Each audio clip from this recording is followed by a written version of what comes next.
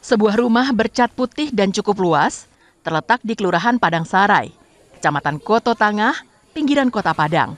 Dijaga ketat polisi pada Minggu malam. Garis polisi juga terpasang di bagian depan rumah yang kacanya pecah dan beberapa kursi di dalam ruangan juga dirusak. Sementara masyarakat umum masih berkumpul di depan rumah itu. Aksi tersebut dilakukan massa yang menuding rumah itu dijadikan sebagai tempat ibadah oleh warga dari etnis tertentu yang tinggal di sekitar rumah itu.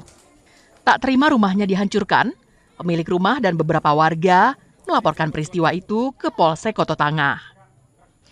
Tak ingin masalah ini meluas menjadi konflik sara, polisi mengadakan pertemuan dengan kedua pihak dan dihadiri Forkopimda Kecamatan.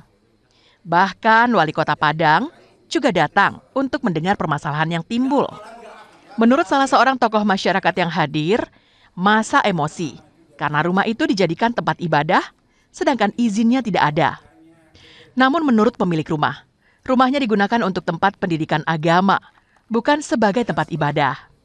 Warga yang dirugikan akibat perusakan rumah itu menuntut polisi untuk memproses secara hukum para pelakunya. Kalau secara kemanusiaan kita memaafkan, tapi perbuatan-perbuatan oknum tersebut tidak bisa kita maafkan.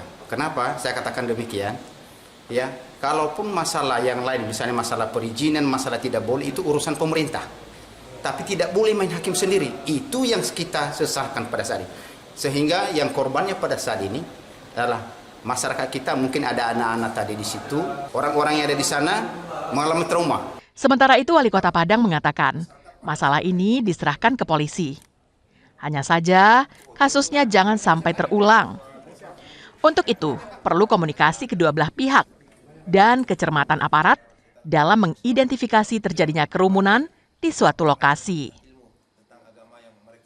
Bahwasanya ini adalah insiden yang kita sesali, insiden yang tentunya datang dari beberapa oknum. Jadi kita persilakan langkah yang akan ditempuh oleh keluarga. Kita sebagai masyarakat yang beragam ya perlu meningkatkan komunikasi antar sesama, dan tentunya kami akan meminta dari sisi pemerintahan ya untuk bagaimana mengidentifikasi ya ketika memang terjadi apakah kerumunan baru di tengah masyarakat ya yang patut untuk kita fasilitasi. Kapolsek Koto Tangah sendiri telah menyatakan akan memproses kasus ini secara hukum dan melarang adanya aksi lanjutan dari kedua belah pihak.